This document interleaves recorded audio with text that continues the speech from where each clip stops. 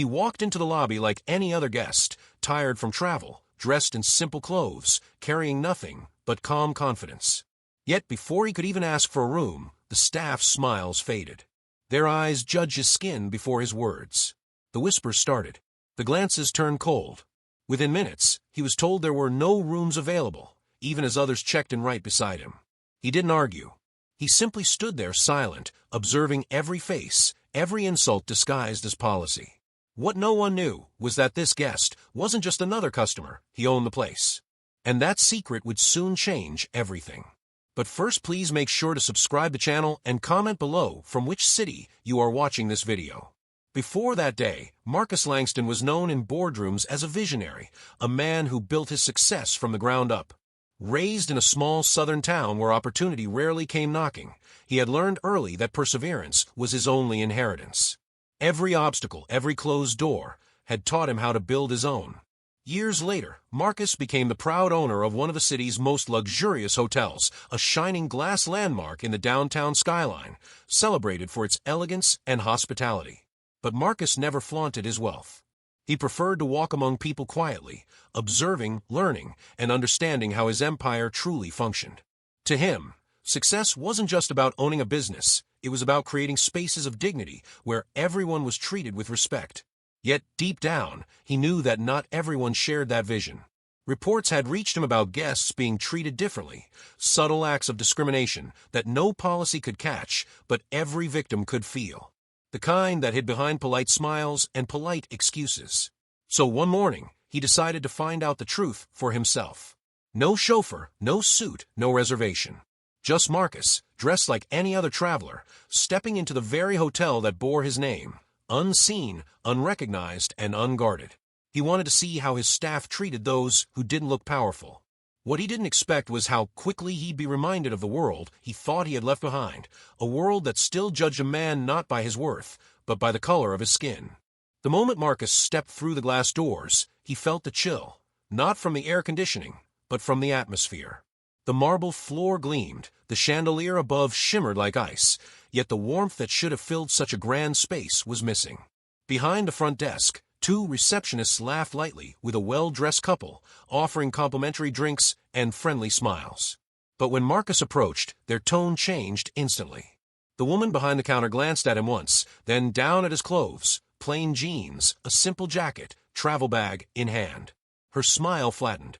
"Can I help you?" she asked, her voice tight, polite but distant. Marcus responded calmly, requesting a room for the night. The man beside her began typing half-heartedly, eyes darting up at Marcus, then back at the screen. A few quiet seconds passed before the woman sighed. "I'm sorry, sir, but we're fully booked tonight." Marcus's gaze shifted to the lobby behind her, where a bellhop carried bags for another couple just arriving. "Fully booked," he repeated softly. The woman avoided his eyes. He thanked her anyway and turned, pretending to leave. But as he moved away, another guest approached, young, white, casually dressed, and asked for a room. Without hesitation, the same receptionist smiled brightly and handed over a key card. No mention of full occupancy. No hesitation. Just hospitality. Marcus paused mid-step, his heart sinking. It wasn't anger he felt first, it was disappointment. A slow, familiar ache that came from recognizing an old wound that never really healed.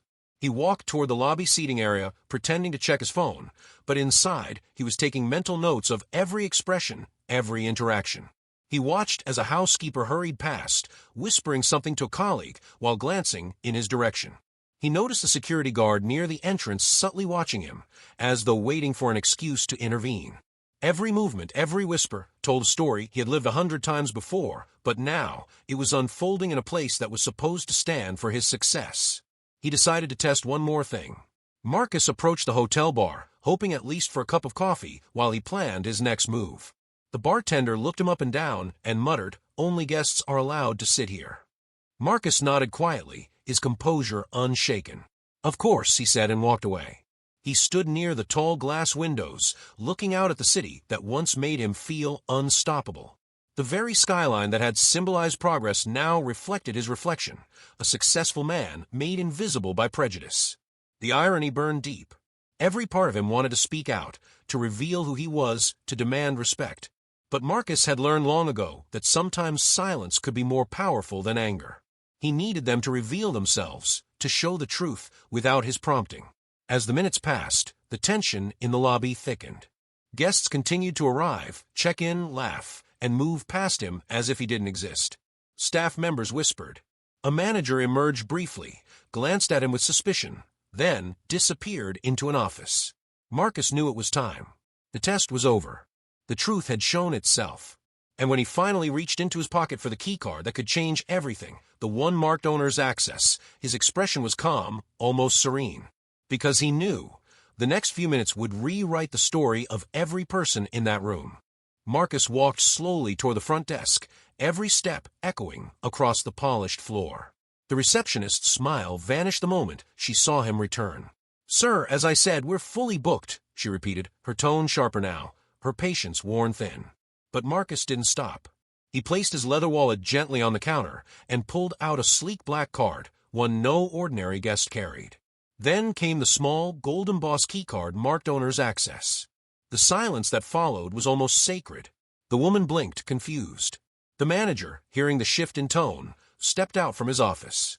"Is there a problem here?" he asked, glancing between Marcus and his staff. Marcus met his eyes, calm but unwavering. "No problem," he said softly, "just an owner checking into his own hotel." For a moment, no one breathed. The manager's face went pale, the receptionist's hand froze mid-air. The security guard near the entrance stopped in his tracks. Every whisper in the lobby died instantly. Marcus slid the ownership card across the counter, his name gleaming on the embossed logo they had all ignored. "Marcus Langston," the manager stammered under his breath, realization sinking in like a slow, cold wave. Marcus didn't raise his voice. He didn't need to. "I watched how you treated me. I watched how you treated others," he said quietly. "This lobby, this staff, this moment, it tells me everything I need know about what my guests experience when I'm not here." The weight of his words filled the room heavier than any shout could. Shame replaced arrogance. The receptionist's eyes welled up. The manager began to speak, to explain, but Marcus simply lifted his hand. "Don't," he said. "You already have." He turned away, leaving them suspended in silence, the kind that burns more than anger ever could. Then, without another word, he made a single call. Within minutes, human resources arrived, followed by senior executives who knew exactly what his order meant. Every staff member who had turned him away stood frozen, realizing the truth too late. The man they had denied didn't just own the hotel. He owned the future they had just lost. The hotel grew silent in the hours that followed. The same lobby that had once buzzed with laughter now felt heavy, as if the walls themselves carried the shame of what had just unfolded.